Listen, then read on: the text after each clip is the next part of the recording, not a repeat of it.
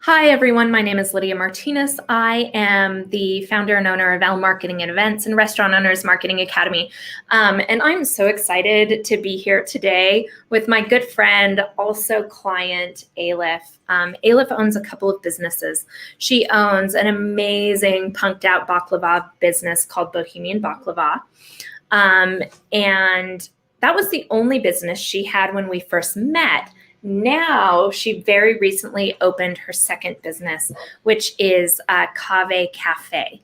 And Alif, let's talk a little bit about how long this has been a dream of yours. Years. We've known each other, 6 years now? If probably at least, And if not more. You've been talking about something like this since then. Yeah. So tell me how you came up with the idea. So, I came up with the idea mainly because I needed a bigger place to have people over for tea and coffee, because people would come to my house and they would spend 3 hours or more at my house and go, oh my God, how did 3 hours just go by? And then more people wanted to come to my house for tea or coffee, and more people. I'm like, all right, I'm just in a little sugar house. I need a bigger space, but it needs to still feel like a home. Mm-hmm. So Alif just opened Cave Cafe, very literally a week and a half ago. So brand new space. It's in this beautiful old Victorian home. But one of the things as she was crafting her space and her identity was she needed to come up with an actual brand, because it is separate from the baklava company. Absolutely. And so as we were talking about it, Alif went ahead and brought L Marketing on to help her craft that brand.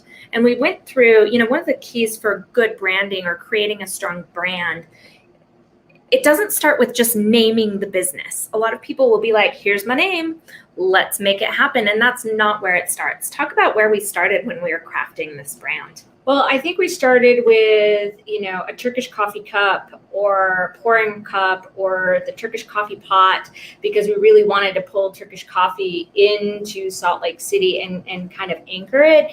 And then we also pulled in different artistic influences with like Turkish calligraphy and the marbling paper and the tiles.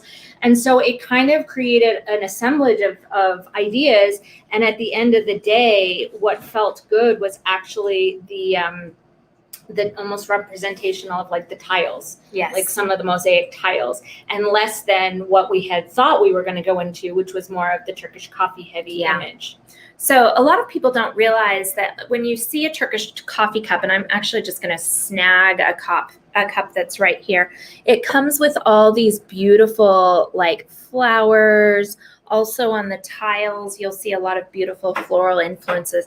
And so we actually pulled that into the Cave brand. And I'm just actually going to pull it up very, very quickly here so that we can show people what that looks like.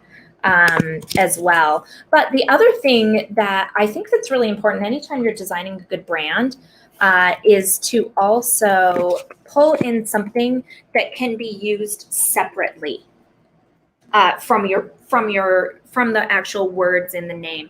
So Cave, the way that it's spelled, that literally is coffee in Turkish. So there's that aspect of it. But then on top of that, we've got some really nice symbolism that kind of pulls in that particular story as well, with Cave Cafe, which is we've got a hidden coffee bean right in the center.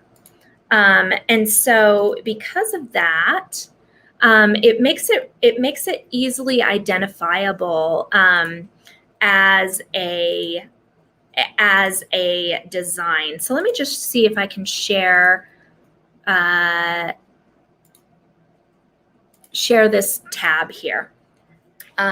So you should be able to see this. This is Alif's beautiful brand. This is her really beautiful logo. You can see that we've got that really lovely flower shape. It's kind of set on a bowl. You've got the implication of a table here. And then right here, there's that hidden coffee bean. And so it's right there. And the colors are very, very Turkish. We went through a lot of different color palettes to kind of arrive there.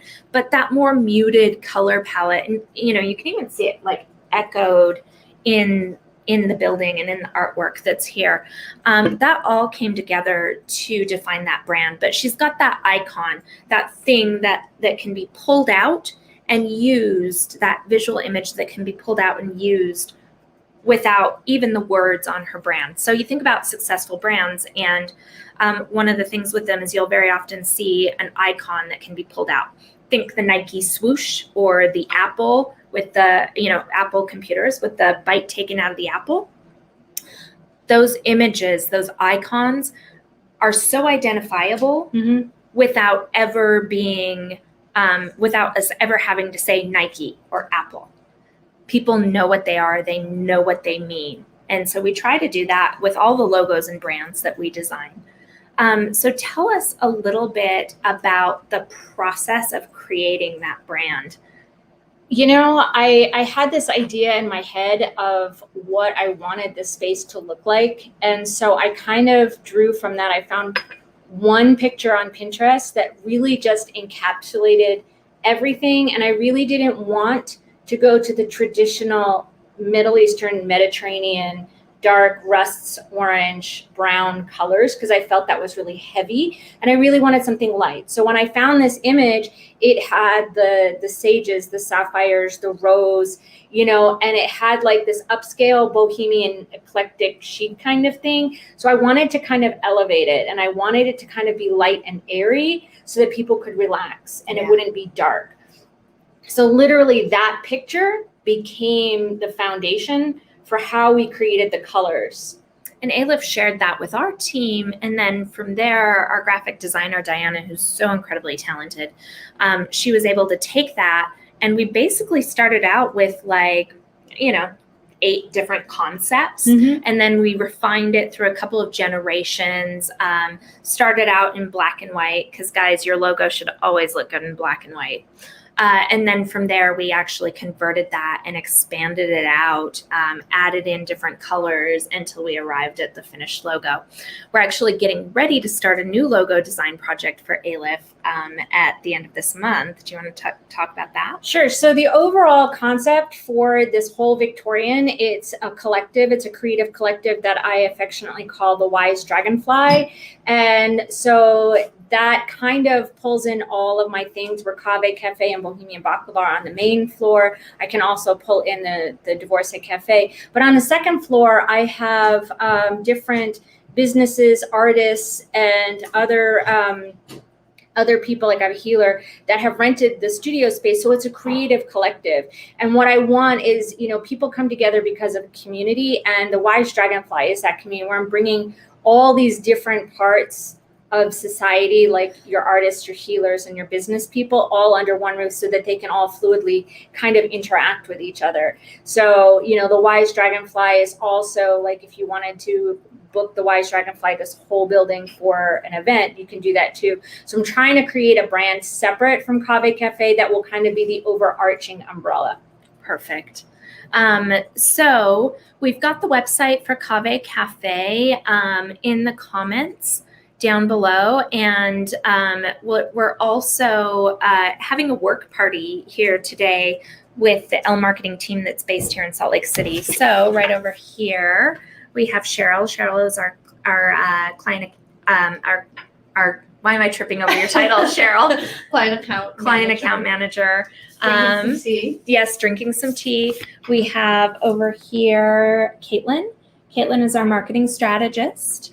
And then over here, do I have you on the frame? You got her. I've got Corrine. Corrine is our social media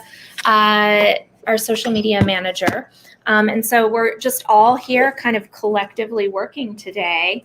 I get to feed lots of people. Yes, she does, indeed. So thank you so much for tuning in live. Thank you so much for listening to kind of our process for creating a strong brand. And we'll go ahead and sign off for today. But thank you so much for joining in.